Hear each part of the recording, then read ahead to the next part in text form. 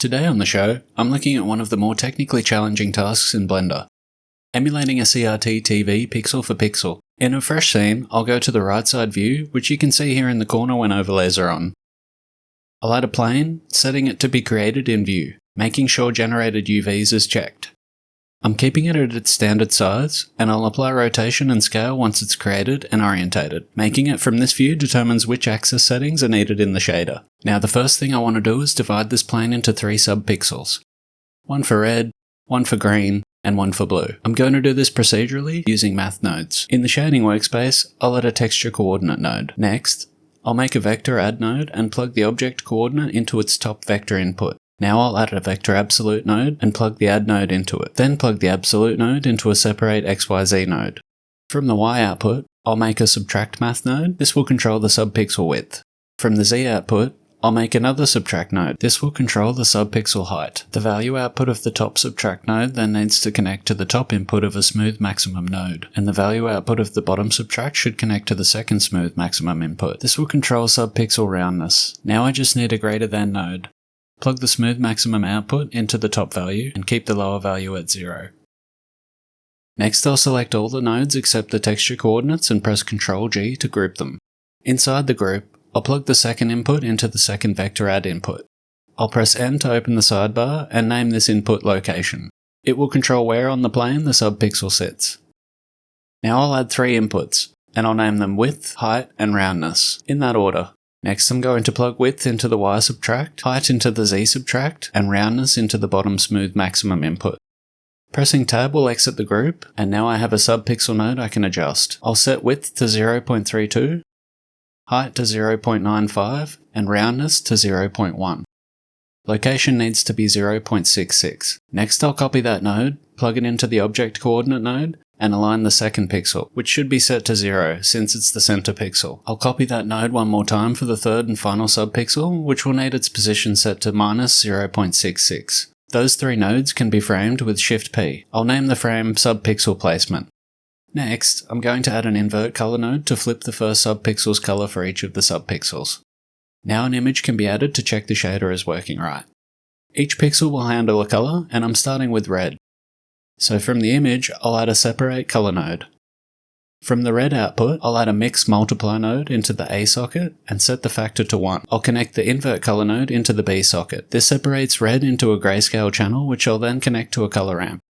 The left stop will be 0.1 red and the right stop will be 1.0 red. This means the darkest greys show as 0.1 red and the brightest greys show as 1.0 red. Now there's one subpixel separating color and only showing its assigned color, in this case red. Next I'll duplicate the separate color, multiply, and ramp nodes and move them down. I'll change the ramp to 0.1 green and 1.0 green, change the separated channel to green, and plug the middle pixel into it. Then I'll duplicate those 3 again and make the ramp colors 0.1 blue and 1.0 blue, again changing the separated channel to blue. This is for the right subpixel. Now I want to join the 3 subpixels together into one RGB pixel. I'll first add the red and green with a mix add node with the factor set to 1, with red plugged into A and green into B. Then I'll make another mix node with the factor set to 1 and plug the red plus green into the A and the blue into B.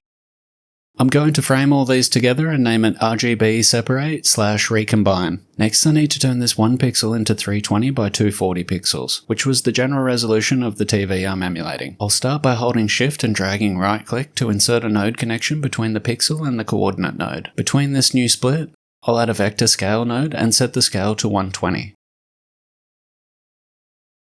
After this, I'll add a vector multiply node and set the top and bottom values to 1 and the middle value to 1.33333. Next comes a fraction node, followed by a vector subtract node. I'll set the subtract node to 0 for the top entry and 0.5 for the bottom 2. Lastly, I'll add a vector multiply node and set the bottom 2 values at 2. These nodes scale the pixels so that there are 240 pixels high and 320 pixels wide, determined by the scale value of 120 and multiply value of 1.33, which multiplied by 240 equals 320. Now that I have the 320 by 240 pixels, they need staggered columns. Before I do this, I'll select the vector nodes I just made and frame them as pixel layout 240p. To make the stagger, I'm going to first remove every second column of pixels from this set. I'll copy the vector nodes I just made and paste them above the others. Next, I'll add a vector mapping node, plug it into the scale node, set the Y scale to 2, and set the scale node to 30. Now I'll duplicate one of the subpixel nodes I made earlier and set its location to 0, 0.5, 0. I'll set the width to 0.5, height to 1, and roundness to 0. Then plug the object coordinate node into the mapping node. This creates one long pixel at every second column, which I'll use as a mask. I'll select all of these nodes, frame them, and name the frame pixel column mask. Before doing anything else, I'm going to select the coordinate node and give it its own frame called standard pixel layout. I'll duplicate that frame and move it above the original, then add a mapping vector node and connect it. I'll set the z-axis to move all pixels plugged into this mapping setup by half a pixel height.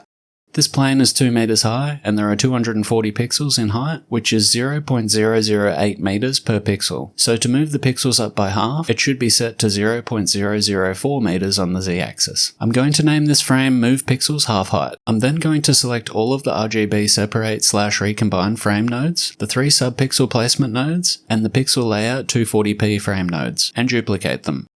Instead of using the standard pixel layout, I'll use the new half-height layout for this alternate set of pixels. From this new set of raised pixels, I'll add a subtract mix node, plug them into A, set the factor to 1, and enable clamp result. Then I'll plug the pixel column mask I made earlier into B, and give this subtract node its own frame called remove alt column.